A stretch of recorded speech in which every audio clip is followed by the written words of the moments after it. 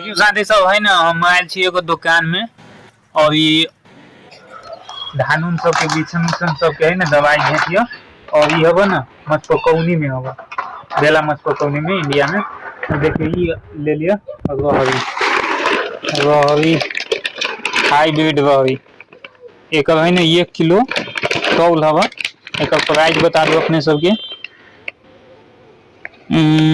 340 भारू हबो।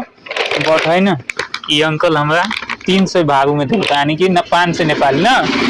अब है रहरी कि ना है अब एक पीस वाली लहरी पैकेट। पहला सीजन है ना अंतिम है, तो एक पीस वाली तो हम ला ले। अब देखिए हाईब्रिड ले लिए उपजी और केना और तो बाद में रिजल्ट है कि अंकल अपने सबके लेवे को ये तो आ सके छी यहाँ बेला मचपकौनी में जो हॉस्पिटल सब होगा ना तई बा। तो हस्त मिली छी नेक्स्ट ब्लॉग में। ब्लॉग जय श्री राम।